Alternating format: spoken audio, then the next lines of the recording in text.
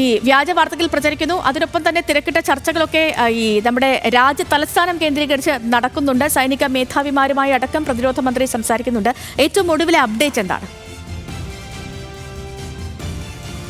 സേതു, തീർച്ചയായിട്ടും ഈ ഒരുപാട് വ്യാജ വാർത്തകൾ അത് നമ്മൾ കഴിഞ്ഞ ദിവസങ്ങളിലെല്ലാം പറഞ്ഞ ഒരു കാര്യം കൂടിയാണ്. കാരണം യുദ്ധ സാഹചര്യത്തിൽ അത് മുതലെടുക്കുക എന്ന് പറയുന്നത്, അതിൽ വലിയ തെറ്റായ പ്രചരണങ്ങൾ ഉണ്ടാവുക, പ്രൊപ്പഗൻഡ ഉണ്ടാവുക എന്നുള്ളത് സാധാരണ നടക്കുന്നൊരു കാര്യമാണ്. പക്ഷെ അത് വലിയ രീതിയിലുള്ള പ്രകോപനങ്ങൾക്കും പ്രശ്നങ്ങൾക്കും കാരണമാവുകയും ചെയ്യും. ആ സാഹചര്യം ഇപ്പോൾ നിലനിൽക്കുന്നുണ്ട്. പലതരത്തിൽ വന്നുകൊണ്ടിരിക്കുന്ന വിഷ്വലുകൾ, അതുപോലെ വാർത്തകൾ എല്ലാം തന്നെ അതിൽ പലതും വ്യാജമാണ്. അത് പ്രത്യേകിച്ച് സമൂഹ മാധ്യമങ്ങളിൽ പ്രചരിക്കുന്നത്. അതായത് കൃത്യമായി പറഞ്ഞാൽ, ഇപ്പോൾ ഒരു ഉദാഹരണം പറയാം. ആൾട്ട് ന്യൂസിൽ മുഹമ്മദ് സുബൈർ പറയുന്ന ഒരു കാര്യമുണ്ട്. കാരണം ആൾട്ട് ന്യൂസ് അത് സംബന്ധിച്ച് അത്തരം ഒരുപാട് വാർത്തകളും ഫുട്ടേജസും അവർ പുറത്തു വിടുന്നുണ്ട് ഫാക്ട് ചെക്കിൻ്റെ ഭാഗമായിട്ട്.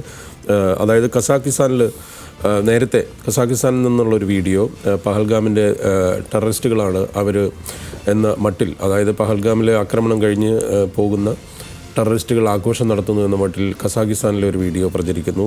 രാജ്യം മുഴുവൻ അത് സമൂഹ മാധ്യമങ്ങളിൽ പ്രചരിക്കുന്നുണ്ട്. ഒപ്പം തന്നെ ഇന്തോനേഷ്യയിൽ നിന്നുള്ള വീഡിയോ, പാകിസ്ഥാൻ ഇന്ത്യൻ മിസൈലിനെ ആക്രമിച്ച്, അല്ലെങ്കിൽ ഇന്ത്യയുടെ വിമാനത്തെ, അതായത് വ്യോമമേഖലയിൽ നടത്തിയ പ്രത്യാക്രമണത്തെ തുടർന്നുള്ള ആ വിമാനത്തെ തിരിച്ച് ഇടിച്ചിടുന്ന അല്ലെങ്കിൽ അതിനെ തകർക്കുന്ന വിഷ്വൽ, ഇന്തോനേഷ്യയിൽ നിന്നുള്ള പഴയ വിഷ്വൽ. അതുപോലെ ഈവൻ നമുക്കറിയാവുന്നതുപോലെ ഗാസയിൽ നിന്നുള്ള വിഷ്വൽ ഉൾപ്പെടെ തിരിച്ചും, അതായത് ഇന്ത്യ നടത്തിയ നീക്കം എന്ന് പറഞ്ഞുകൊണ്ട് തിരിച്ചും പഴയ ദൃശ്യങ്ങൾ, പഴയ മറ്റ് ചില യുദ്ധങ്ങളുടെ ഒക്കെ വിഷ്വലുകൾ ഇവിടുത്തെ ആണെന്ന് പറഞ്ഞ് പ്രചരിക്കുന്നൊരു സാഹചര്യമുണ്ട്. ഇതിൽ പല വാർത്തകളും പുറത്തുവിടപ്പെടുന്നു.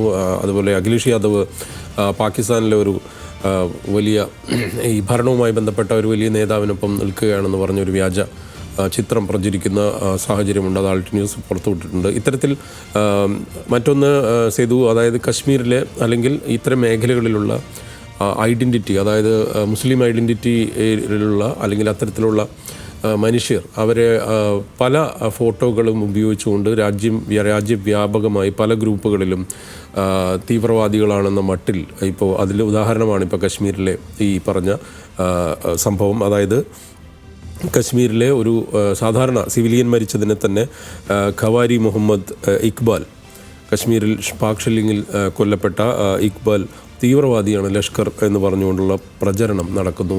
ഇത് വലിയൊരു പ്രശ്നമാണ്. ഇത് നടക്കുന്നു. ഇത് മാധ്യമങ്ങളടക്കം ഈ കാര്യം, മാധ്യമങ്ങൾ അതിൻ്റെ ഫാക്ട് ചെക്കിലേക്ക് പോകാത്ത സാഹചര്യത്തിലേക്ക് ഇന്ത്യയിലെ പല മാധ്യമങ്ങളും വലിയ സെൻസേഷൻ്റെ ഭാഗമായി തെറ്റായ വാർത്തകളും തെറ്റായ വിഷ്വലുകളും തെറ്റായ കാര്യങ്ങൾ വലിയ വാർത്താ പ്രാധാന്യത്തോടെ പ്രചരിപ്പിക്കുന്ന സാഹചര്യം കൂടെ നിലനിൽക്കുന്നുണ്ടെന്നുള്ളതാണ് യാഥാർത്ഥ്യം. അത് നമ്മൾ ഉൾപ്പെടെ എല്ലാവരും അത് ശ്രദ്ധിക്കേണ്ട ഒരു കാര്യമാണ്. നമ്മളത് പരമാവധി അല്ലാതെ തന്നെയുള്ള വാർത്തകൾ ഔദ്യോഗികമായ സ്ഥിരീകരണങ്ങളിലേക്ക് തന്നെ ആ വാർത്തകളായി നൽകാൻ ശ്രദ്ധിക്കണം. കാരണം അത് രാജ്യം തന്നെ പറയുന്നതാണ്. രാജ്യത്തിൻ്റെ പ്രതിരോധ മന്ത്രാലയം കൃത്യമായി പറയുന്നുണ്ട്, അതിന് കൃത്യമായി നിർദ്ദേശം നൽകാറുണ്ട്.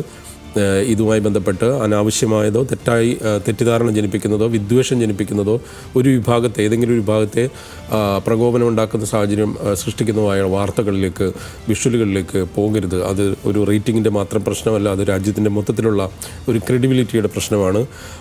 അത് ധാരാളമായി ഇപ്പോൾ സംഭവിച്ചുകൊണ്ടിരിക്കുന്നു എന്നുള്ളതാണ് ഒരു ഖേദകരമായിട്ടുള്ളൊരു യാഥാർത്ഥ്യം. ഏതായാലും BSFൻ്റെ മേധാവി അമിത്ഷായുമായി സംസാരിക്കുന്നു, അല്ലെങ്കിൽ സേനാ മേധാവികൾ ഇക്കാര്യത്തിൽ കൂടുതൽ കൂടിയാലോചനകൾ നടത്തിക്കൊണ്ടിരിക്കുന്ന സമയം കൂടിയാണ് എന്നുള്ളത് നമുക്ക് പ്രത്യേകം പറയേണ്ടി വരും. ഒമർ അബ്ദുള്ള റോഡ് മാർഗം അതായത് ജമ്മുവിലേക്ക് പോയിക്കൊണ്ടിരിക്കുക തന്നെയാണ്. അദ്ദേഹം നിലവിൽ അവിടെ യാത്ര ചെയ്യുന്നതിൻ്റെ വിഷ്വലുകൾ നേരത്തെ വന്നിട്ടുണ്ട്. ജമ്മുവിൽ നിന്നുള്ള പ്രഭാത ദൃശ്യങ്ങൾ ധാരാളമായി ന്യൂസ് ഏജൻസികൾ ഉൾപ്പെടെ ഔദ്യോഗികമായ ന്യൂസ് ഏജൻസികളെല്ലാം തന്നെ പുറത്തുവിടുന്നുണ്ട്. അതിരാവിലെയുള്ള പല മേഖലകളിലും സാധാരണ നിലയിലേക്ക് തന്നെയാണ് കാര്യങ്ങൾ പോകുന്നത്. കാരണം ഒരുപാട് വാർത്തകൾ കൂടി വരുന്ന സമയമാണ്. ഇന്ത്യൻ പ്രതിരോധ കാര്യ സഹമന്ത്രി മോസ്കോയിലും എത്തിയിട്ടുണ്ട്. Russian deputy defence minister colonel general Alexander ഫോമിനുമായി കൂടിക്കാഴ്ച നടത്തി ഭീകരവാദ പ്രവർത്തനം തടയുന്നതിനുള്ള റഷ്യയുടെ പിന്തുണയ്ക്ക് നന്ദിയും അറിയിച്ചിട്ടുണ്ട്. അപ്പോൾ അങ്ങനെ ഒത്തിരി വാർത്തകൾ വന്നുകൊണ്ടിരിക്കുന്ന മണിക്കൂറുകളാണ്. ഈ അതിർത്തി സാഹചര്യം, നിലവിലെ കൂടിയാലോചനകൾ, ചർച്ചകൾ, കൂടുതൽ വിശദാംശങ്ങളിലേക്കൊക്കെ കടക്കുകയാണ് ഇനിയും ന്യൂസ് മലയാളം. അതിനൊപ്പം തന്നെ പറയേണ്ട ഒരു കാര്യം, സ്ഥിരീകരിക്കപ്പെടുന്ന വാർത്തകൾ മാത്രമാണ് ന്യൂസ് മലയാളം പ്രേക്ഷകരിലേക്ക് എത്തിക്കുന്നത് എന്നുള്ളതാണ്.